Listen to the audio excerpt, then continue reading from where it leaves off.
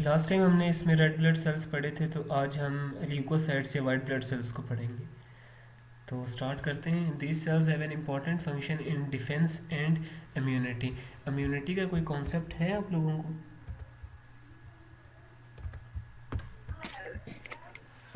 Sir natural system जो हमारे body को प्रोटेक्ट करता है अगेंस्ट जर्म्स या डिजीजेस। जी बिल्कुल, उसको हम इम्यूनिटी कहते हैं। तो वो नेचुरल सिस्टम जो है वो किससे बना हुआ होता है? वाइट ब्लड सेल्स से बना होता है। वाइट ब्लड सेल्स जो हैं ये जैसे एक मुल्क की आर्मी होती है, इस तरह बॉडी की जो आर्मी है वो वाइट ब्लड सेल्स है। कोई भी जर्म्स वगैरह या माइक्रो ऑर्गेनिजम्स बाहर से अगर आएंगे तो ये उनके खिलाफ फाइट करते हैं और उन्हें ख़त्म करते हैं। तो ल्यूकोसाइट्स या वाइट ब्लड सेल्स का इंपॉर्टेंट फंक्शन क्या है? डिफेंस में काम करते हैं और इम्यूनिटी में। Leukocytes are the largest blood cells. Blood cells की कौन सी 3 टाइप्स होती हैं, कोई बता सकता है? Sir WBC and YBC sir, कोई और? RBC हाँ, WBC और आरबीसी, गुड। प्लेटलेट्स। जी 3 टाइप्स होती हैं basically, red blood cells, white blood sales and platelets. उसमें से सबसे जो लार्जेस्ट है वो हमारे पास कौन से होते हैं? White blood sales. But they account for only about 1% of the blood volume. Total blood में सिर्फ 1% हमारे पास वाइट ब्लड सेल्स होते हैं। मेजर जो कंपोनेंट होता है वो रेड आरबीसीज का होता है। दे contain nuclei and some have granules in their cytoplasm. Rising white cell numbers in the bloodstream usually indicate a physiological problem, infection, trauma और मेलिग्नेंसी। अब ये होता है कि जो वाइट ब्लड सेल्स हैं ना, इनके एक स्पेसिफिक नंबर बॉडी में होता है। जब ये ज़रूरत से ज़्यादा बन रहे हैं, इसका ये मतलब होता है कि बॉडी में कोई इन्फेक्शन हो चुकी हुई है, कोई ट्रॉमा, चोट वगैरह लग चुकी है, या फिर कोई ट्यूमर वगैरह जिसके खिलाफ ज़्यादा वाइट बीसीज बन रहे हैं, उसको डिजीज़ को या उस माइक्रोऑर्गेनिज्म से लड़ने के लिए। अच्छा, डब्ल्यूबीसीज को हमने दो में डिवाइड किया है, granulocytes and A granulocytes. Granulocytes वो होते हैं कि जिनके साइटोप्लाज्म में ग्रेन्यूल्स होते हैं। साइटोप्लाज्म का आप में से किसी को पता है साइटोप्लाज्म क्या होता है?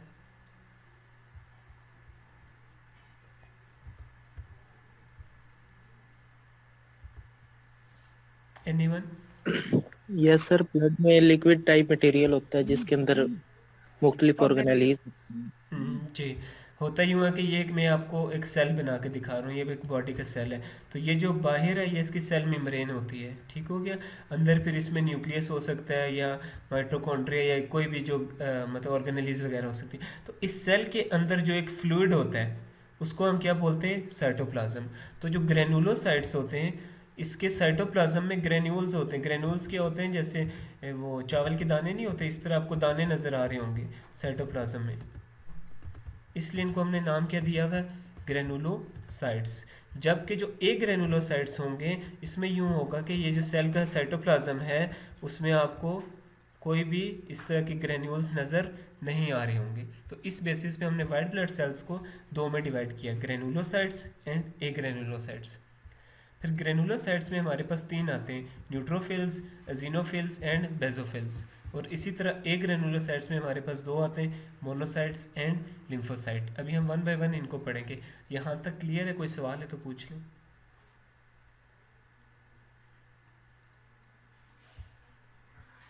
सर क्लियर सर है। ये ग्रेनुलोसाइट्स एंड एग्रोनुलोसाइट्स रिपीट कर देते हैं। अच्छा, ग्रेनुलोसाइट्स में ये होता है कि ये एक सेल का बेसिक स्ट्रक्चर है ना, तो साइड में सेल मेम्ब्रेन है और इसके अंदर जो लिक्विड होता है, फ्लूइड होता है, उसको हम साइटोप्लाज्म कहते हैं। तो जो ग्रेनुलोसाइट्स है उसमें इस तरह के ग्रेन्यूल्स आपको साइटोप्लाज्म में नजर आएंगे, जैसे डॉट्स नहीं नजर आ रहे इस तरह। जो एक ग्रेनुलोसाइट्स है वो सेल इस तरह होगा, उसमें कोई ग्रेन्यूल्स वगैरह नहीं होंगे। इस बेसिस पे हमने वाइट ब्लड सेल्स को 2 कैटेगरीज में डिवाइड किया, ग्रेनुलोसाइट्स जिसमें ग्रेन्यूल्स होंगे और ए ग्रेनुलोसाइट्स जिनमें ये डॉट्स वगैरह ग्रेन्यूल्स नहीं होंगे।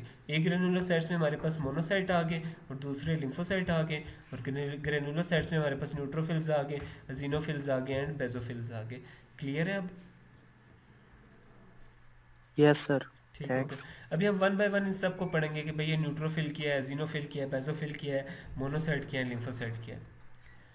तो पहले हम ग्रेनुलोसाइट्स शुरू करते हैं। ड्यूरिंग देयर फॉर्मेशन ग्रेनुलोपोइसिस, जैसे कि हमने लास्ट टाइम पढ़ा था एरिथ्रोपोइसिस, जो रेड ब्लड सेल की फॉर्मेशन थी। तो ग्रेनुलो मतलब जो ग्रेनुल्स वाले होंगे, पोइसिस मीन फॉर्मेशन, तो ग्रेनुलोपोइसिस मतलब formation of granulocytes. They follow common line of development before differentiating into 3 main types. ये वही बात है कि सिंगल इनका जो प्लूरिपोटेंट स्टेम सेल होता है जिससे ये तीनों अलग अलग डिफरेंट बनते हैं। All granulocytes have multilobed nuclei in their cytoplasm. इनका जो न्यूक्लियस होता है वो मल्टीलोब्ड होता है, लोब्ड इस तरह की शक्ल होती है। तो न्यूक्लियस जो है उसमें काफ़ी ज़्यादा इसमें लोब्स वगैरह होते हैं। Their names represent the dyes they take up when stained in the laboratory। जब हमें वाइट ब्लड सेल्स का पता चला कि कुछ में ग्रेनुल्स हैं तो उनका हमने फिर लेबोरेटरी टेस्ट किया डिफरेंट चीज़ों से। एक हमारे पास थे सेल्स जिन्होंने रेड एसिड डाई जो है ना उसको स्टेन किया था, रेड कलर को इन्होंने मतलब इनटेक किया था। उनको हमने नाम क्या डाल दिया, एजिनोफिल्स, क्योंकि इस रेड डाई का नाम क्या है, यूजिन, तो इस वजह से इनका नाम हमने क्या डाल दिया, एजिनोफिल्स। फिर एक और तरह के हमें सेल्स मिले जिन्होंने अल्कलाइन मिथिलीन ब्लू मतलब कि ब्लू कलर को स्टेन किया, इनको हमने नाम क्या डाल दिया, बेजोफिल्स। फिर एक और हमें सेल टाइप मिली, उसको हमने न्यूट्रोफिल्स नाम डाला, जिसने दोनों कलर डाइस को इनटेक कर लिया, रेड को भी ले लिया ब्लू को भी ले लिया। उसका हमें कलर कैसा नज़र आया, पर्पल। ये ऐसे है, ये समझ लें कि एजिनोफिल्स जैसे एसिड में रेड कलर होता है और बेस में ब्लू, ये उस तरह है। तो न्यूट्रोफिल्स जिसमें वो दोनों ले रहा है उसका रंग कैसा है, पर्पल। यहाँ तक कोई सवाल है तो पूछ लो।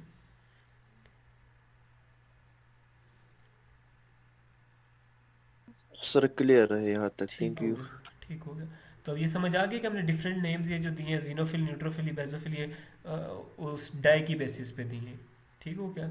ये जीनोफिल रेड डाई लेगा, बेजोफिल ब्लू डाई लेगा, न्यूट्रोफिल दोनों डाई लेता है तो पर्पल नजर आता है।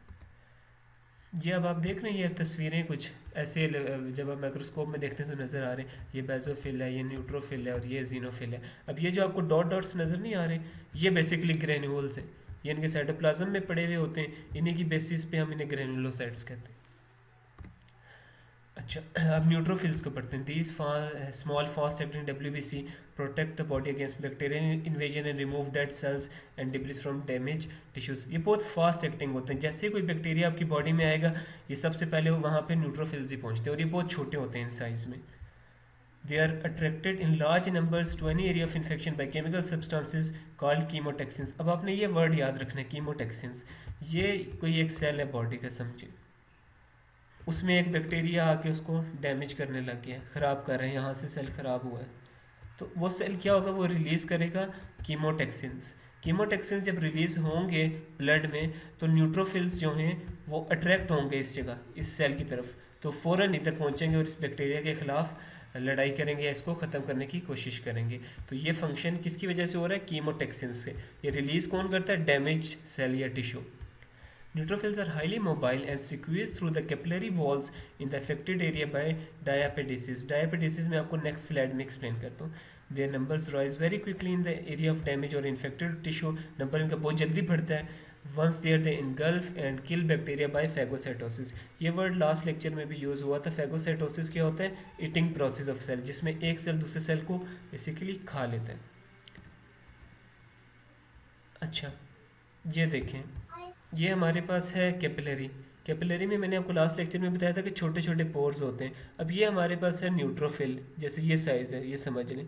तो ये तो रेड ब्लड सेल है, ये न्यूट्रोफिल है। ये छोटे से पोर्स से निकल के बाहर आ जाता है, मतलब कि पोर्स छोटा होता है तो ये सेल असल में इसका साइज़ ये है, पर ये उस पोर से फ्लेक्सिबल है तो छोटा होकर निकल जाता है। इस मूवमेंट को हम क्या नाम देते हैं, डायापेडेसिस। ये बात समझ आई, डायापेडेसिस क्या है, ये रिपीट कर दूँ? सर समझ आ गई है। ठीक हो गया, गुड। अच्छा, there nuclei are characteristically complex up to 6 lobes. वो हमने बात की थी मल्टी लोब्ड होते हैं, तो न्यूट्रोफिल्स में तकरीबन अप टू 6 लोब्स न्यूक्लियस के हो सकते हैं। And their granules are lysosomes, lysosomes containing enzyme to digest engulfed material. अब हमने कहा इनका काम किया फैगोसाइटोसिस, वो ये किसके थ्रू करते हैं, लाइसोसोम्स के थ्रू। ये आपको आना चाहिए, MCQs में आ सकता है कि फैगोसाइटोसिस किस एंजाइम की वजह से होता है, तो वो लाइसोसोम्स की वजह से होता है। Neutrophils live on average 6 to 9 hours, ये लिव इनकी मतलब ज़िंदगी है, उसके बाद ये ख़त्म हो जाते हैं। पस that form in an infected area consist of dead tissue cells, dead live microbes and phagocytes killed by microbes। जो आपको पस नज़र आ रही होती है बेसिकली वो डेड टिश्यूज़ होते हैं, या फिर ये माइक्रोब्स होंगे या फिर फैगोसाइट्स होंगे। तो ये था। अब यहाँ पे दिखाया जा रहा है कि न्यूट्रोफिल कैसे फेगोसाइटोसिस करते हैं। ये एक माइक्रोब है, ये न्यूट्रोफिल उसके पास आएगा तो ये यहाँ से अपनी सरफेस को थोड़ा सा बढ़ा देगा। ये जो आपको यहाँ पे ये नज़र आ रहा है इलोंगेटेड पोर्शन, इसको हमने क्या नाम दे दिया, सूडोपोडियम। ये फिर अंदर की तरफ यूँ अंदर की तरफ यूँ मूव करेगा और जो हमारे पास माइक्रोब है उसको अंदर खींचेगा और देन इधर से यूँ क्लोज हो जाएगा। इन दिस वे इसने माइक्रोब को इन सादा ज़ुबान में खा लिया है, ख़त्म कर लिया है। तो इस तरह इनका फेगोसिटिक एक्शन होता है न्यूट्रोफिल्स का। यहाँ तक कोई सवाल न्यूट्रोफिल से रिलेटेड है तो आप लोग पूछ लें, नहीं तो आगे चलते हैं। सर जी जी। सर ये डायग्राम में माइक्रोब्स के बाद जो है ना वो दूसरा तीसरा डायग्राम है, इसके बारे में थोड़ा ये वाला explain करिए डायग्राम, सर। सर ये दूसरा डायग्राम जो था, एक ये है और एक ये है। ये वाला सर, इसमें इसमें ये है ना, ये एक समझे एक बैक्टीरिया बाहर से आ गया है, ठीक हो गया। ये किसी सेल के साथ, ये एक सेल है उसके साथ जुड़ा हुआ है। तो यहाँ पे अब पहुँच के न्यूट्रोफिल्स, अभी इसको खाएंगे कैसे, पहले अपनी सरफेस थोड़ी सी इलोंगेटेड बड़ी कर लेते हैं, इसकी तरफ अट्रैक्ट होते हैं, इसको हम सूडोपोडियम नाम देते हैं। फिर ये अंदर की तरफ थोड़े होते हैं ताकि ये अंदर आ जाए, माइक्रोब्स उन्हें अट्रैक्ट करते हैं और फिर ये यहाँ से दोनों साइड्स बंद हो जाएंगे। जब दोनों साइड्स बंद होंगे तो ये इन्होंने इनको इनगल्फ कर लिया है, फिर आगे इसको ख़त्म कर देंगे माइक्रोब को। और इसको हम क्या कहते हैं, फेगोसाइटोसिस कहते हैं, phagocytic function eating process of cell. कि अब एक सेल को खा लिया, माइक्रोब भी तो एक सेल है ना, उसको इसने खा लिया। जी सर, जी सर, ठीक थैंक है। यू। अच्छा नेक्स्ट हम देखते हैं अजीनोफिल्स के हैं। अजीनोफिल्स, हम अजीनोफिल पे थे ना, तो ये अजीनोफिल्स हैं, ये केपेबल ऑफ फेगोसाइटोसिस हैं पर लेस एक्टिव होते हैं देन न्यूट्रोफिल्स। मतलब ये भी फेगोसाइटोसिस कर सकते हैं पर ये रिलेटिवली कम करेंगे as compare to neutrophils. Mainly phagocytosis किसका फंक्शन है, न्यूट्रोफिल्स का। तो जीनोफिल्स का क्या फंक्शन हुआ, they are involved in the elimination of parasites such as worms which are too big to be phagocytes. कोई इतना बड़ा वर्म आपके पास आ गया है जिसको, जो एक आपके पास न्यूट्रोफिल है वो इसको इनगल्फ नहीं कर सकता, तो उसके लिए जीनोफिल्स है, वो इसमें मदद देते हैं इन वर्म्स को। जी जी सर क्लास 2 बजे के टाइम रख ले, क्योंकि बलुस्तान के कुछ इलाके में मतलब इलेक्ट्रिसिटी जाते हैं 1 बजे तो 2 बजे आते हैं, तो कुछ स्टूडेंट मतलब क्लास ज्वाइन नहीं किया अभी तक, वो कह रहे हैं कि मतलब बिजली नहीं है वहाँ, अभी नेट नहीं है। चले, अभी तो स्टार्ट हो गया है जी ना, सर। तो कल से हम 2 बजे कर लेंगे। इसकी रिकॉर्डिंग वो यूट्यूब पे पहुंच जाएगी, वहाँ उन्हें कहिएगा सुन लीजिएगा। कल से हम 2 बजे से जी कर सर, लेंगे, थैंक यू। ठीक है। तो एलिमिनेशन ऑफ पैरासाइट्स किसका फंक्शन है, जीनोफिल्स का। They are often found at sites of allergic inflammation such as asthmatic airway या स्किन एलर्जीज। वहाँ पे भी आपको जीनोफिल्स मिल सकते हैं जो एलर्जी होने की जो जगह, जैसे स्किन होगी या फिर एयरवेज आपके लंग्स में होगी। There they promote tissue inflammation but they also dampen down the inflammatory process through the release of other chemicals such as enzymes that break down histamine। अब ये जो इन्फ्लेमेशन होती है ना एलर्जिक, वो किसकी वजह से होती है, हिस्टामिन की वजह से होती है। ये एमसीक्यूज के लिए इंपॉर्टेंट है कि हिस्टामिन से क्या होता है, एलर्जिक रिएक्शन बॉडी में प्रोड्यूस होता है। तो अब जीनोफिल का ये कह रहा है कि कभी कभी ये इसको प्रमोट भी कर देते हैं टिश्यू इन्फ्लेमेशन को, और कभी कभी ये इस इन्फ्लेमेशन को ख़त्म भी कर देते हैं, मतलब इनका दोनों काम होते हैं। उसके बाद हमारे पास है basophils. Basophils which are closely associated with all allergic reactions. जब भी किसी को एलर्जिक रिएक्शन होगा तो आपके माइंड में क्या आना चाहिए कि उसको प्रॉब्लम किधर होगी, बेजोफिल्स में होगी, मतलब बेजोफिल्स ज़्यादा होंगे। Content cytoplasmic granules packed with heparin. अब बेजोफिल्स के अंदर क्या किया है, इसके अंदर हेपारिन एक होता है, एंटीकोगुलेंट है, खून को जमाता है। ये हिस्टामीन है जो कि मतलब एलर्जी स्टार्ट कराता है, and other substances that promote inflammation. तो मेन चीज़ें बेजोफिल्स में क्या है, हेपारिन एंड हिस्टामिन। हेपारिन क्या करेगा, खून को जमाएगा। हिस्टामिन क्या होता है, एलर्जिक रिएक्शन को स्टार्ट करवाता है। Usually the stimulus that causes basophils to release the contents of their granules is an allergen. कोई भी एक एलर्जन आ गया, जैसे आप सुना होगा आपने कि हर बंदे को डिफरेंट चीज़ से एलर्जी होती है, किसी को पोलन से होती है, किसी को डस्ट से होती है, कोई एक एलर्जन बॉडी में आ गया। बेजोफिल्स ने देखा, इन्होंने अपने ग्रेन्यूल्स निकाल दिए। क्या निकाले इन्होंने, हिस्टामिन वगैरह निकाला, उससे इन्फ्लेमेटरी रिएक्शन शुरू हो गया। अच्छा, a cell type very similar to basophils except that it is found in the tissues. अब बेजोफिल्स किधर होते हैं, क्योंकि ब्लड सेल्स हैं तो ये ब्लड में होते हैं। एक इसी तरह का सेल जो टिश्यूज में होता है उसको हम क्या कहते हैं, mast cells. Mast cells release their granule content within seconds of binding an allergen. इनका भी काम होता है कि ये कोई बाहर से अगर फॉरेन सब्सटेंस है उसके साथ बाइंड करके एलर्जिक रिएक्शन प्रोड्यूस करते हैं, which account for a rapid onset of allergic symptoms following exposure to for example pollen in hay fever. तो इसका ये मतलब है, इन सब बात को अगर मैं समराइज़ करूँ, बेजोफिल्स का और मास्ट सेल्स का एक तरह का फंक्शन है। फ़र्क क्या है, बेजोफिल्स जो हैं वो ब्लड के अंदर होते हैं, मास्ट सेल्स जो हैं वो टिश्यूज़ के अंदर होते हैं। यहाँ तक कोई सवाल हो किसी का? सर जैसा कि सर आपने जी सर जी जो बेसिकल्स होते हैं मतलब ये मतलब एलर्जी काज करते हैं ना, हमारे बॉडी के अंदर नुकसान मतलब पैदा जी करते जी हैं, जी जी वही सेल होते हैं ना? जी वही होते हैं। जैसे फॉर एग्जांपल ये होता है, मतलब पर्सन टू पर्सन वेरी करता है। अगर किसी को डस्ट एलर्जी होगी तो वो उसने डस्ट अगर उसके अंदर गई है तो साथ ही बेजोफिल्स रिएक्शन दे देंगे। अब ज़रूरी नहीं है कि बेजोफिल हर बंदे के अंदर डस्ट के साथ देंगे, वो डिपेंड करता है कि इम्यून सिस्टम आपका कैसा है, वो पर्सन टू पर्सन वेरी करता है, और ये नेचुरली होती है एलर्जी। पर हो किसकी वजह से रही है? बेजोफिल्स की सर ये वजह से। एंड सर बेसिकली रिपीट करना, मेरा डिस्कनेक्ट हो गया था नेट। अच्छा, बेजोफिल्स जो हैं बेसिक दोबारा सुन लें, they are closely associated with allergic reactions. अब ये होता है कि कोई भी बाहर से सब्सटेंस हज़ार तरह के बॉडी में आ रहे होते हैं। जैसे किसी को अगर पोलन से मसला है, जैसे ये लिखा हुआ है पोलन इन हे फीवर, अब ये होता है कि पोलन से अगर वो उसका एक्सपोजर हो चुका हुआ है तो बेजोफिल्स उसके सेंसिटिव होते हैं, वो पोलन को देखते हैं कि फ़ौरन सब्सटेंस है, वो फ़ौरन अपने ग्रेनुल से ये हिस्टामिन रिलीज़ कर देते हैं। हिस्टामिन रिलीज़ होता है तो ये क्या करता है, ये एलर्जिक रिएक्शन कॉज कर देते हैं। तो ये अभी तक हमने पढ़ा कि बेजोफिल्स का क्या काम होता है, एलर्जिक रिएक्शंस करते हैं। इनसे सिमिलर एक और सेल्स होते हैं जिन्हें हम कहते हैं मास्ट सेल्स। फ़र्क इतना है कि मास्ट सेल्स जो हैं वो टिश्यू के अंदर होते हैं और बेजोफिल्स ब्लड के अंदर होते हैं। क्लियर हुआ कुछ? जी सर, थैंक यू। सर जो जी जी बेसिकल्स है ना, मतलब आर ह्यूमन के अंदर स्ट्रांग होते हैं, मतलब कुछ के अंदर वीक होते हैं ना? वो डिपेंड करता है कि किस में वो रिएक्शन देंगे किस में नहीं, वो बॉडी कितनी सेंसिटिव है उस पर डिपेंड करता है, क्योंकि एलर्जी हर किसी को नहीं होती, सिलेक्टिव लोगों को होती है। सर जिसको होते हैं मतलब इसके इम्यून सिस्टम वीक है ना? जी कुछ इस तरह का ही है। Yes sir, thank you. अच्छा, ये हमारे पास बेजोफिल्स हो गए। अच्छा, हमने ये कंप्लीट कर लिए ग्रेनुलोसाइट्स। इसमें कौन कौन से थे? Neutrophils, eosinophils and basophils. MCQs आपको ऐसे आ सकते हैं कि एलर्जिक रिएक्शन में कौन से होते हैं, तो आप लिख सकते हैं बेजोफिल्स। उसके बाद अब नेक्स्ट हमारे पास आता है एक ग्रेनुलोसाइट्स, जिनके साइटोप्लाज्म में ग्रेन्यूल्स नहीं है। तो ये कौन से होते हैं? ये एक हमारे पास मोनोसाइट्स हैं और दूसरे हमारे पास क्या है? लिम्फोसाइट्स हैं।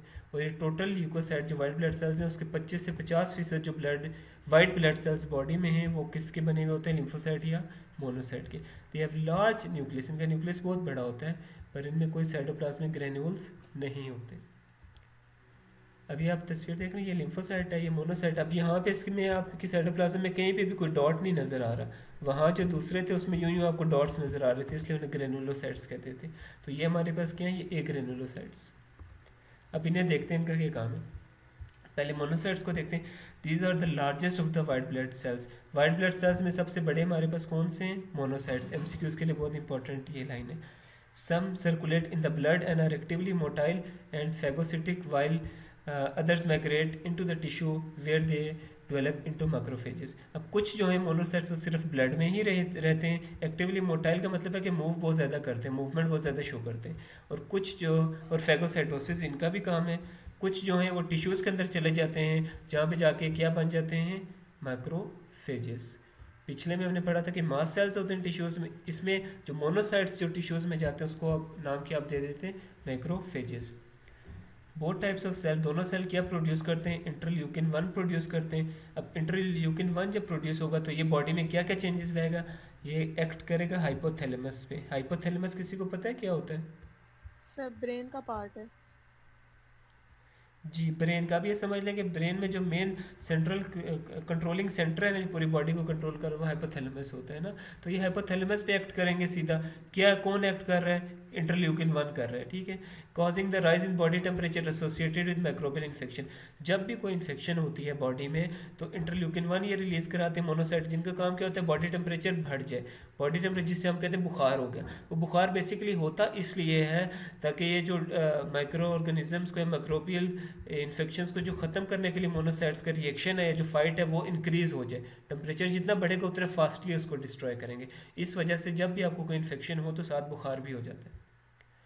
दूसरा इनका काम किया है इंटरल्यूकिन 1 का, stimulates the production of some globulins by the liver, liver से कुछ इम्यूनोग्लोबुलिन्स जो होती हैं एंटीबॉडीज़ वो बनाते हैं ये, enhances the production of activated T lymphocytes, lymphocytes अभी आगे आएंगे मोनोसाइट्स के बाद, ये उसकी भी प्रोडक्शन में मदद देते हैं।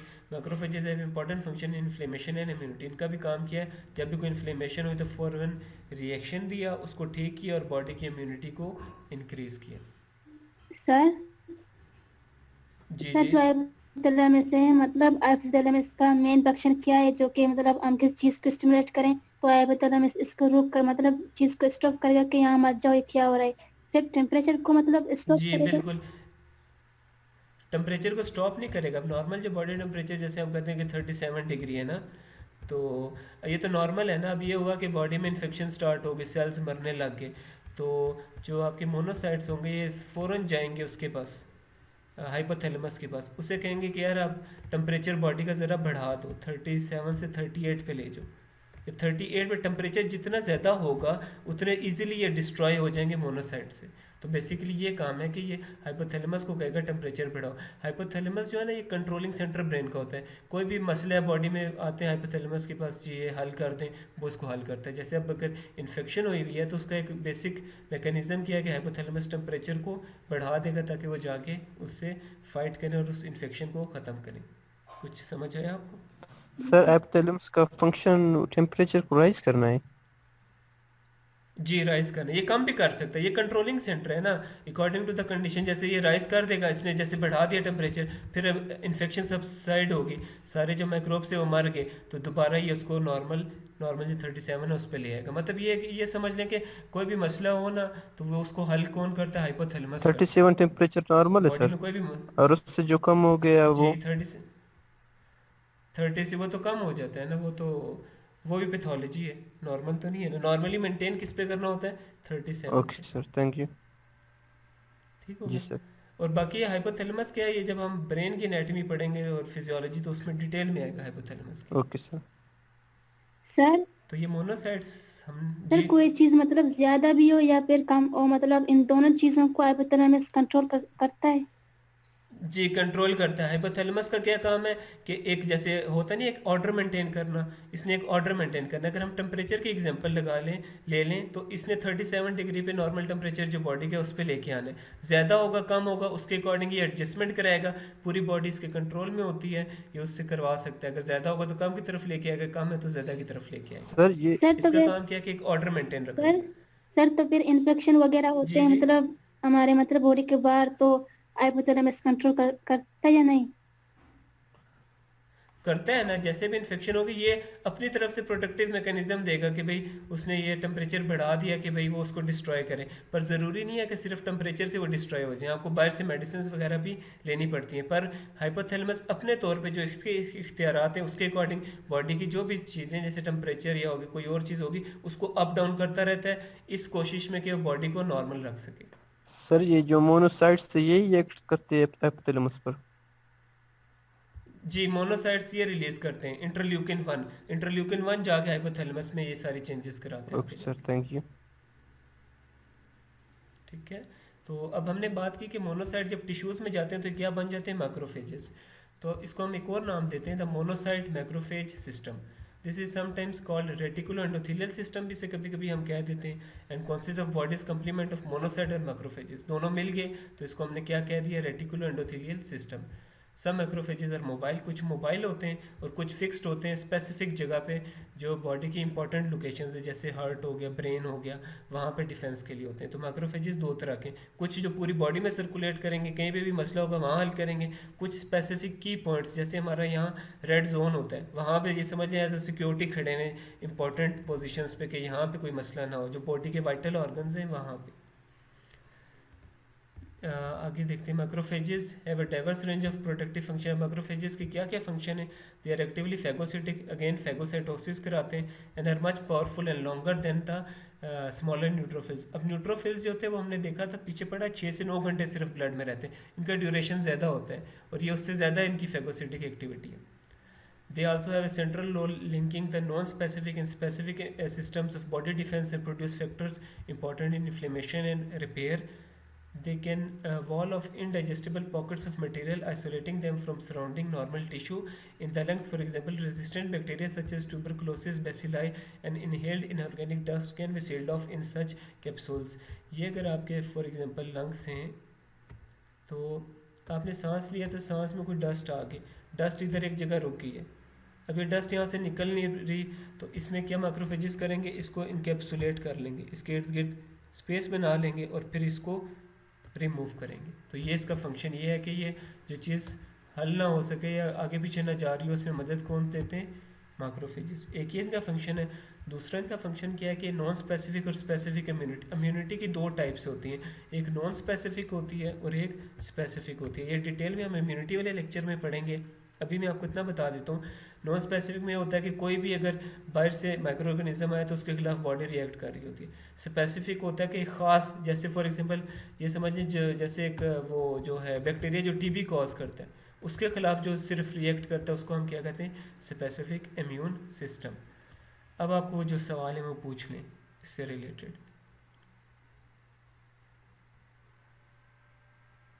क्या क्लियर है?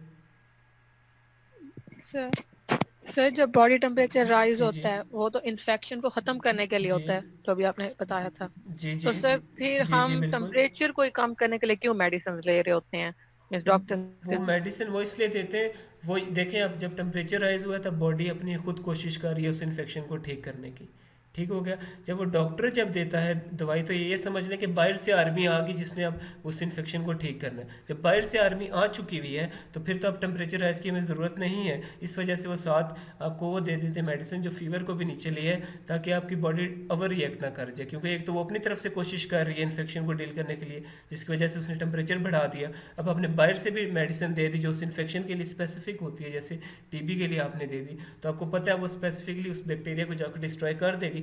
अब इसलिए आपको नहीं चाहिए कि बॉडी का अपना जो इम्यून सिस्टम है वो इसमें काम करे, इसलिए साथ टेम्परेचर कम करने के लिए भी आप मेडिसिन दे देते हैं कि वो नॉर्मल पे आ जाए टेम्परेचर। Okay sir.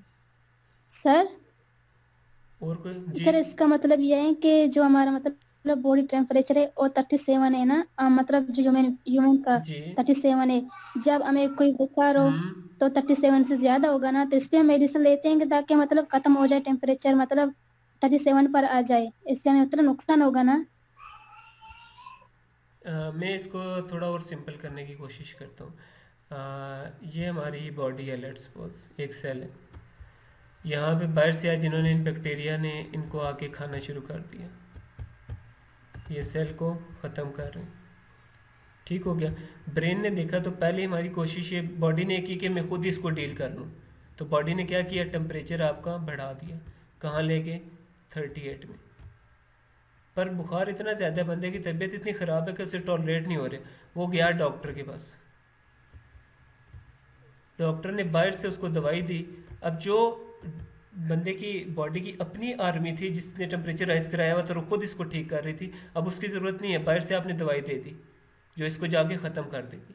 जब अब बाहर से ही सारी दवाई आ रही है जो इसको ख़त्म करेगी, फिर अब हमें टेम्परेचर राइज की तो ज़रूरत ही नहीं है, इसलिए साथ हम मेडिसिन दे देते हैं जो इसको नॉर्मल पे लिया है दोबारा 37 पे। अब क्लियर हुआ कुछ?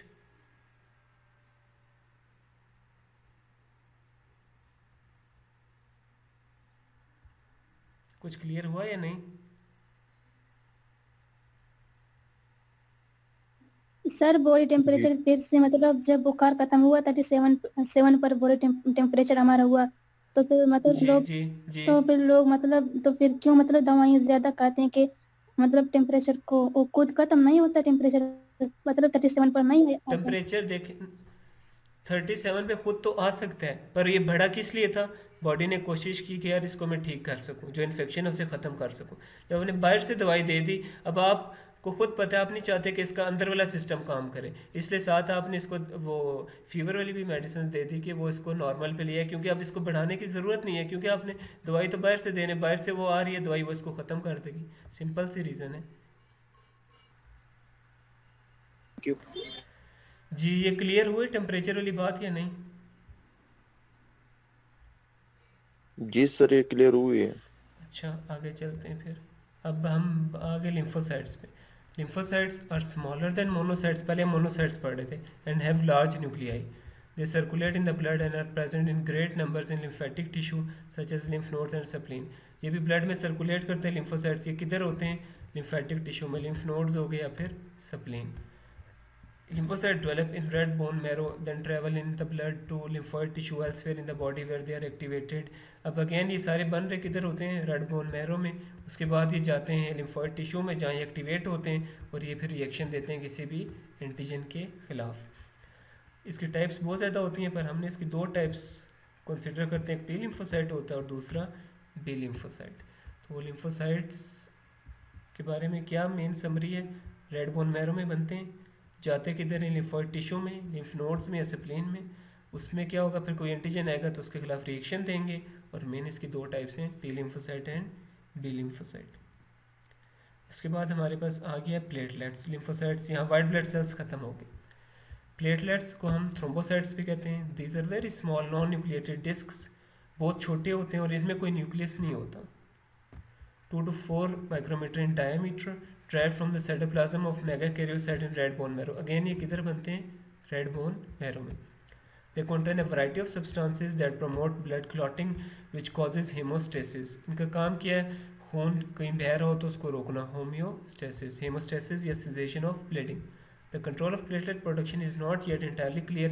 अब ये कैसे कंट्रोल होते हैं ये हमें कुछ सही तो मैकेनिज्म अभी तक नहीं समझ आया, पर इस पे सबका इत्तेफाक है कि जब प्लेटलेट काउंट बॉडी में नॉर्मल से कम होता है तो और प्रोडक्शन स्टार्ट हो जाती है। कैसे स्टार्ट होती है? किडनी से रिलीज होता है सब्सटेंस जिसे हम क्या कहते हैं? थ्रोम्बोपोएटिन। पहले हमारे पास था एरिथ्रोपोएटिन जो रेड ब्लड सेल्स के लिए था, जो स्टिमुलेट करता है प्लेटलेट सिंथेसिस। यहाँ तक कोई सवाल हो प्लेटलेट से रिलेटेड तो पूछ लें।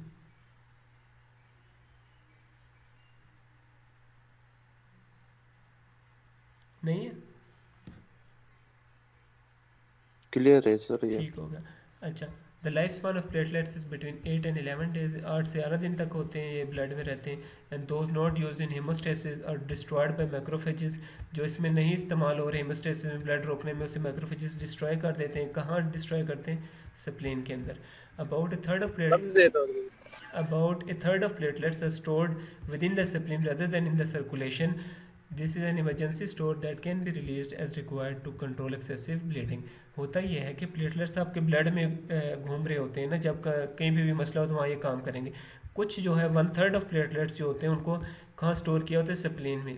ये इमरजेंसी के तौर पे काम करते हैं कि कभी एकदम ब्लीडिंग होगी, अगर प्लेटलेट्स ना हुए बॉडी में या कम हुए तब ये इमरजेंसी स्टोर से निकलेंगे और ये जाके वहाँ पे ब्लड को रोकेंगे, जिसे हम क्या कह रहे हैं? हेमोस्टेसिस। नेक्स्ट अब हमने ये भी इसमें पढ़ना है कि हेमोस्टेसिस होता क्या। When a blood vessel is damage, loss of blood is stopped and healing occurs in a series of overlapping processes in which platelets play a vital role. अब जो प्रोसेसेस क्या होते हैं, किस तरह ब्लड क्लॉट बनता है और खून रुकता है, उसको हम पढ़ेंगे। इसको हम कहते हैं कि haemostasis. The more badly damage the vessel wall is the faster coagulation begins. जितनी ज़्यादा वेसल वॉल आपकी डैमेज होगी उतने ज़्यादा प्लेटलेट्स जल्दी पहुँचेंगे। कितने जल्दी पहुँच सकते हैं? 15 सेकेंड्स आफ्टर इंजरी। अभी आपको चोट लगी है, कोई आपकी ब्लड वेसल जो है वो फट गया फॉर एग्जांपल, तो 15 सेकंड्स के अंदर अंदर प्लेटलेट्स वहाँ पहुँच जाएंगे। अब इसके 4 पॉइंट्स होते हैं हेमोस्टेसिस के, ये किस तरह मतलब ब्लड को रोकते हैं। उसमें पहला क्या है? Vasoconstriction. When platelets come into contact with the damage blood vessel they adhere to the damage wall. सबसे पहले ये आपके पास अगर ब्लड वेसल है, यहाँ कहीं से ये डैमेज हो चुकी है, तो पहला स्टेप क्या होगा कि प्लेटलेट आके इस डैमेज वेसल वॉल के साथ जुड़ जाएंगे। जब ये जुड़ेंगे ये क्या रिलीज कराएंगे? सीरोटोनिन। सीरोटोनिन का क्या काम होता है कि इस वेसल को कॉन्स्ट्रिक्ट कर देगा कि यहाँ से ज़्यादा खून ना निकले। इस तरह जैसे अगर इसका ये डायमीटर था, ये साइज़ था ब्लड वेसल का, तो प्लेटलेट जब आके यहाँ जुड़े हैं, इन्होंने क्या रिलीज़ किया? सीरोटोनिन, जिससे क्या हुआ कि ब्लड वेसल जो है उसकी कॉन्स्ट्रिक्शन हो गई है। यहाँ तक क्लियर है? सर ये सीरोटोनिन के बारे में थोड़ा एक्सप्लेन करें अच्छा, सर। मैं अब हम पढ़ रहे ना बेसिकली कि ब्लड क्लॉट कैसे बनता है। तो पहले ये हुआ कि एक ब्लड वेसल हमारे यहाँ से फॉर एग्जांपल रप्चर हो गई है, ठीक हो गया, तो प्लेटलेट्स फ़ौरन यहाँ पे आके इसके साथ अटैच हो जाएंगे। जैसे ही प्लेटलेट्स इसके साथ अटैच होंगे तो वो रिलीज प्लेटलेट्स क्या रिलीज़ करेंगे? सीरोटोनिन। सीरोटोनिन क्या करेगा कि जो ब्लड वेसल है उसका जो डायमीटर है कम कर देगा, उससे कॉन्स्ट्रिक्ट कर देगा, सुखाड़ देगा। जैसे अगर इतना अगर ब्लड वेसल का डायमीटर है तो वो इतना कर देगा, उसका मकसद क्या होता है कि अगर ज़्यादा होगा तो ब्लड ज़्यादा यहाँ से आएगा, और यहाँ से टूटा हुआ तो यहाँ से ब्लड ज़्यादा ज़ाया होगा। जब कॉन्स्ट्रिक्ट कर देगा तो कम ब्लड यहाँ से आएगा, इस तरफ आएगा, जिसकी वजह से कम ब्लड लॉस होगा। मेन उसका एम किया है कि ब्लड लॉस को कम किया जा सके। अब समझ आइए आपको? जी सर, तो थैंक यू। पहला हमारे पास स्टेप था वैसोकॉन्स्ट्रिक्शन। नेक्स्ट है प्लेटलेट प्लग फॉर्मेशन। अब प्लग बनता है, अब कैसे बनता है वो देखते हैं। The adherent platelets clump to each other and attract more platelets to the side. Platelets यहाँ जब जुड़ना शुरू होते हैं, जैसे फॉर एग्जांपल समझिए ये प्लेटलेट्स हैं, तो ये और प्लेटलेट्स को अट्रैक्ट करते हैं कि और ज़्यादा प्लेटलेट्स आके यहाँ जुड़ते जाएँ। Passing platelets stick to those already at the damaged vessel and they too release their chemicals। जो जुड़ते जाएंगे वो फिर serotonin को रिलीज करते जाएंगे और भी chemicals को रिलीज करते जाएंगे।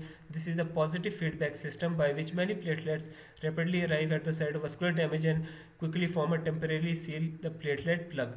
अब यहाँ पे सारे प्लेटलेट्स जब जमा होंगे तो एक टेम्परेरी सी सील बन जाएगी जो यहाँ से ब्लड को निकलने नहीं देगी। इस सील को हम क्या कहते हैं? Platelet plug.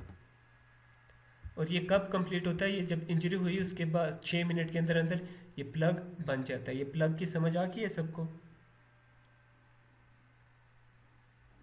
जी सर, समझ आ गई, थैंक तो यू। पहला हमारे पास वैसोकॉन्स्ट्रिक्शन हुई, उसके बाद क्या हुआ? एक टेम्परेरी प्लग बना। नेक्स्ट देखते हैं कोगुलेशन। अब ब्लड क्लॉट बनेगा बेसिकली। ये लंबा है तो अभी तो 1 मिनट रह गया, ये क्लास ख़त्म होगी तब दोबारा ज्वाइन कर लीजिएगा, फिर हम कोगुलेशन से स्टार्ट करते हैं। जी ठीक।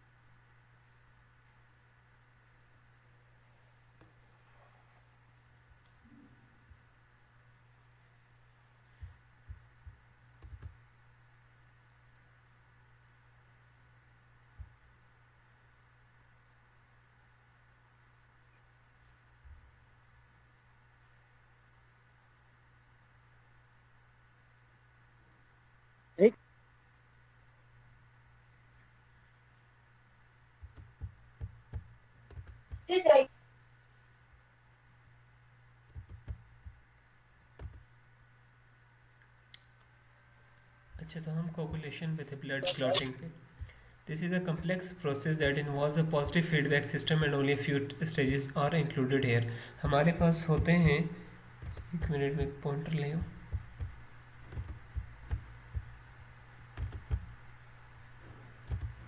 हमारे पास कुछ बॉडी में होते हैं क्लॉटिंग फैक्टर्स, जिनका काम क्या होता है? ब्लड क्लॉट बनाना। तो ये क्लॉटिंग फैक्टर्स रिलीज होते हैं कब होंगे? जब प्लेटलेट प्लग बन चुका होगा। ये एक्टिवेट एक दूसरे को करते हैं, जिससे एंड में क्या बनता है हमारे पास? Prothrombin activator. प्रोथ्रोम्बिन हमारे पास क्या काम करेगा? वो एंजाइम थ्रोम्बिन को कन्वर्ट कर देगा फिब्रिन में। जितने भी हमारे पास ये क्लॉटिंग फैक्टर्स हैं वो क्या बनाते हैं हमारे पास? Prothrombin activator. प्रोथ्रोम्बिन एक्टिवेटर का क्या फंक्शन है? ये प्रोथ्रोम्बिन को थ्रोम्बिन में कन्वर्ट कर देता है। अच्छा, ये बेसिकली एक्टिवेट करता है एंजाइम थ्रोम्बिन को, जो कन्वर्ट करता है फिब्रिनोजेन को फिब्रिन में। प्रोथ्रोम्बिन एक्टिवेट करेगा थ्रोम्बिन को। ये एक एंजाइम है जिसका काम क्या होगा? फिब्रिनोजेन को कन्वर्ट करेगा फिब्रिन्स में। यहाँ तक ये बात समझ आई आप लोगों को? ये रिपीट कर दूँ? सर ये डायग्राम वाली तो repeat कर अच्छा, देखिए हमने बात की है कि कुछ क्लॉटिंग फैक्टर्स होते हैं, ठीक है। पहले क्या हुई? हमारे पास वैसोकॉन्स्ट्रिक्शन हुई, उसके बाद क्या हुआ? एक प्लग बन गया। प्लग बन गया, अब क्लॉटिंग फैक्टर्स जो हैं वो रिलीज करते हैं प्रोथ्रोम्बिन एक्टिवेटर, ठीक है। अब प्रोथ्रोम्बिन एक्टिवेटर क्या बनाता है? प्रोथ्रोम्बिन बनाता है। प्रोथ्रोम्बिन जो है वो एंजाइम निकालता है थ्रोम्बिन, जिसका काम होता है फिब्रिनोजेन को किस में कन्वर्ट कर दे? फिब्रिन में। समझ आया आपको?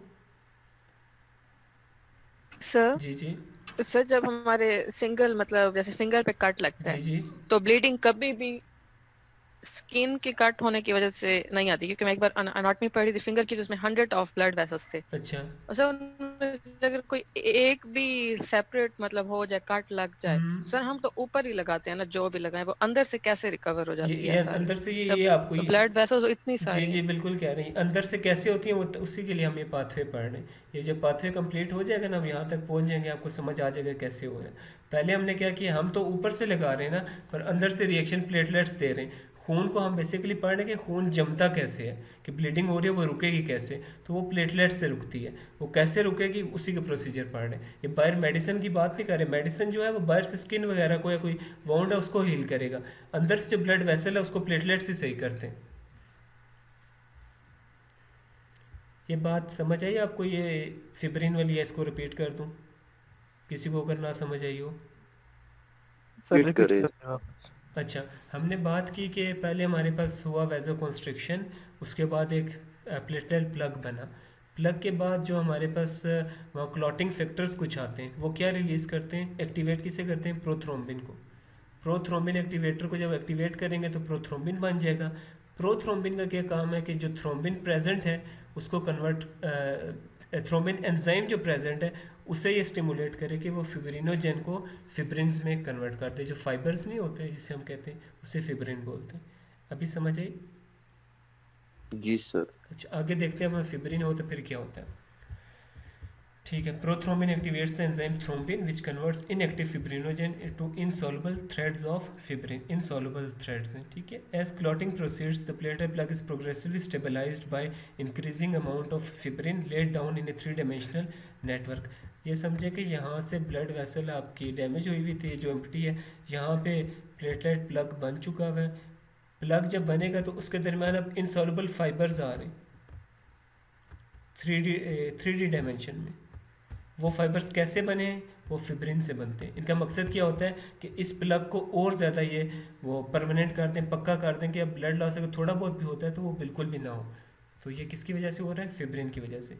The maturing blood clot traps blood vessels and is much stronger than the rapidly form platelet plug. अब क्लॉट कैसे बना, जब प्लग के अंदर फिब्रिन्स बेसिकली ऐड हो चुके हैं। जब फिब्रिन्स ऐड हुए तो क्लॉट ज़्यादा स्ट्रॉन्ग बने as compare to platelet plug. ये आपको समझ आई है कि ब्लड क्लॉट कैसे बने? किसी को अगर कोई कंफ्यूजन है तो पूछ लें। जी सर समझ आ गई है। अच्छा, आगे फिर ये वही पाथवे लिखे हुए जो मैंने आपको डायग्राम नहीं बताई उसमें, यहाँ से हम देखते हैं। After a time the clot shrinks. अब जो क्लॉट बना है वो आस्ता आस्ता फिर सिकुड़ने लग जाएगा, because the platelet contracts squeezing out serum, a clear sticky fluid that consists of plasma from the clotting factors have been removed. Basically ये जो यहाँ पे समझ लें आपके यूँ बना हुआ है क्लॉट, ये क्लॉट बनाया किसने है, प्लेटलेट्स ने। अब प्लेटलेट्स क्या होंगे, वो कॉन्ट्रैक्ट होंगे, कॉन्स्ट्रिक्ट होंगे, वो इसको इतना कर देंगे। जब वो इतना करेंगे तो एक ब्लड वेसल का एज इधर है, एक ब्लड वेसल का एज इधर है। जैसे जैसे ये कॉन्ट्रैक्ट हो रहे हैं, दोनों साइड जो ब्लड वेसल्स की टूटी थी, जैसे ये और ये साइड है, ये आस्ते आस्ते एक दूसरे के करीब आ रही है। और उसके बाद फिर जब ये कॉन्ट्रैक्ट करते हैं तो इसमें से, इस पोर्शन में से जो प्लाज्मा है वो सारा बाहर निकल जाएगा, सिर्फ सेल्स रह जाएंगे। Clot shrinkage pulls the edges of the damaged vessels together, reducing blood loss and closing off the hole in the vessel. और आस्ता आस्ता ये इतने कॉन्ट्रैक्ट होंगे कि ये वेसल बिल्कुल दोबारा स्मूथ हो जाएगी। इस तरह आपका जो ब्लड मतलब जो वो रप्चर हुई थी ब्लड वेसल वो बिल्कुल जुड़ गई है। ये बात समझ आ गई है? कोई सवाल है इससे रिलेटेड तो पूछ लें या आगे जाएं। सर आगे जाए। सर कहते हैं जिस तरह ये शुगर वगैरह के जो पेशेंट होते हैं जी इनके जख्म जल्दी सही नहीं होते, जी तो जी। उनमें प्लेटलेट्स की कमी हो जाती है। प्लेटलेट्स की कमी नहीं, उसमें एक और चीज़ होती है, उनके ना शुगर लेवल हाई होता है। जब शुगर लेवल हाई होता है ना, ब्लड में ग्लूकोज बहुत होता है। ब्लड में ग्लूकोज बहुत होता है, वो फेवर करता है कि बैक्टीरिया या इस तरह की कोई इन्फेक्शन वगैरह है ना, उसकी ग्रोथ और ज़्यादा होती है। तो जिसकी वजह से वो रैपिडली मल्टीप्लाई करते हैं। ये समझ लें कि बैक्टीरिया या कोई भी डिजीज़ कॉजिंग ऑर्गेनिज्म है, उसके लिए बेस्ट जगह है कि अगर ब्लड में ग्लूकोज भी हो, उसकी वजह से उसमें इन्फेक्शन काफ़ी ज़्यादा हो जाती है, एक्सटेंसिव डैमेज होता है, तो उससे फिर ठीक होते हुए टाइम लगता है। इसलिए हम कहते हैं कि जो शुगर के मरीज़ हैं उसमें ज़ख्म वगैरह है, कोई भी चोट हो, वो इतनी जल्दी हील नहीं करती। मेन रीज़न क्या है, उनका ग्लूकोज लेवल ब्लड में हाई होता है। और कोई सवाल किसी को हो? Okay sir. सर जी जी सर जो ब्लड में मतलब ग्लूकोज लेवल ज्यादा हो तो बैक्टीरिया ज्यादा अटैक करते हैं जी ना? जी यस सर, ये सर यही सवाल था। ठीक है। नेक्स्ट अब हम देखते हैं आखिरी स्टेप क्या होता है, फिब्रिनोलाइसिस। After the clot has form the process of removing it and healing the damage vessel begins. जब क्लॉट बन चुका है उसके बाद उसको रिमूव करना है ताकि ब्लड वेसल नॉर्मल हो जाए। The break down of the clot, इसको हम क्या बोलते हैं, फिब्रिनोलाइसिस। क्लॉट किससे बना था, मेनली फिब्रिन जो उसमें आया था, तो फिब्रिन से निकले, लाइसिस मतलब तोड़ना। पहला स्टेप क्या होगा, उन फाइबर्स को तोड़ना है। कैसे तोड़ेंगे, an inactive substance called plasminogen is present in the clot. Clot के अंदर एक चीज़ प्रेजेंट है जिसे हम क्या कह रहे हैं, plasminogen, and is converted to the enzyme plasmin by activators release from the damage endothelial cells. जो ब्लड वेसल्स जो रिलीज मतलब जो डैमेज हैं वो इसको कन्वर्ट कर देंगी प्लाज्मिनोजेन को प्लाज्मिन के अंदर। कैसे, कुछ केमिकल्स रिलीज करती हैं। यहाँ तक बात समझ आई? ये रिपीट कर दूँ? सर रिपीट कर अच्छा, रहे हैं। हमने सबसे पहले कहा कि भाई अब क्लॉट बन चुका है, अब क्लॉट ने ख़त्म होना और ब्लड वेसल्स को ठीक करना है, ठीक है। इस स्टेप को हम क्या कहते हैं, फिब्रिनोलाइसिस। फिब्रिनोलाइसिस के उन फाइबर्स को तोड़ना है। तो एक प्लाज्मिनोजेन प्रेजेंट होता है क्लॉट के अंदर। ये मेरा जो क्लॉट बना हुआ है इसके अंदर ये एक चीज़ प्रेजेंट है जिसको मैं क्या कहता हूँ, सब्सटेंस को प्लाज्मिनोजेन। ये कन्वर्ट हो जाता है प्लाज्मिन में। कैसे एक्टिवेट होगा कि जो डैमेज ब्लड वेसल है यहाँ पे जो साइडों पे लगी हुई है, ये रिलीज करती है कुछ केमिकल्स जो कन्वर्ट कर देते हैं प्लाज्मिनोजेन को प्लाज्मिन के अंदर। समझ आइए आप? जी सर। अब प्लाज्मिन में जब कन्वर्ट कर दिया तो प्लाज्मिन क्या करेगा, ये फाइबर्स जो इनसॉल्युबल थे पहले हमने पढ़ा, उसको सॉल्युबल प्रोडक्ट्स में कन्वर्ट करेगा जो as a waste material consider होंगी और वो फैगोसाइटोसिस से रिमूव हो जाएंगी। और क्लॉट जैसे रिमूव होगा, हीलिंग प्रोसेस रिस्टोर कर देगा integrity of the blood vessel wall. ये एक डायग्राम है। ये बेसिकली हमारे पास एक्टिवेटर्स हैं। ये एक्टिवेटर्स कितने हैं, डैमेज ब्लड वेसल्स में। ये क्या करते हैं, प्लाज्मिनोजेन को प्लाज्मिन में कन्वर्ट कर देते हैं।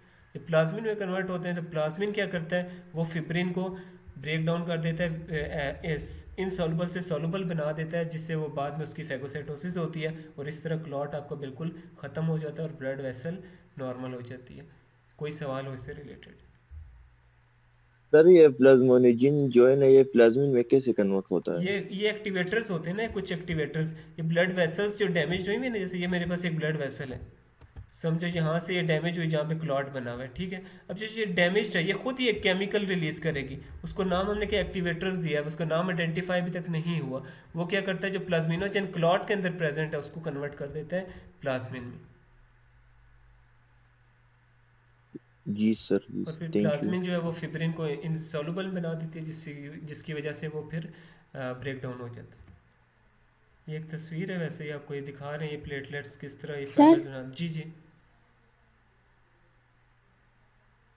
सर जब मतलब फेफड़े में मतलब वो ब्रेक डाउन होते हैं तो फिर मतलब खून बहना शुरू होता है ना? खून बहना शुरू नहीं होता, इन्होंने खून बिल्कुल सील कर दिया। ये ग्रेजुअली, मैंने आपको बताया कि ये जैसे अगर ये क्लॉट समझे बना हुआ है तो ये पहले सिकुड़ेगा, ये आस्ता आस्ता होकर इतने छोटे से साइज में हो जाएगा, बिल्कुल माइन्यूट। उसके बाद ये टूट के ख़त्म होगा। इस तरह तो नहीं है ना कि ये बना हुआ एकदम हट जाए फिर तो दोबारा ही फट जाए, दोबारा खून निकल आए। तो बिल्कुल पहले तो छोटा होता है, एजिस को बिल्कुल साथ मिलाता है। जब ऑलमोस्ट एजिस बिल्कुल दोनों साइडों से मिल जाते हैं उसके बाद इसकी ब्रेक डाउन होती है और वो साथ ही नई वेसल आपस में जुड़ जाती हैं।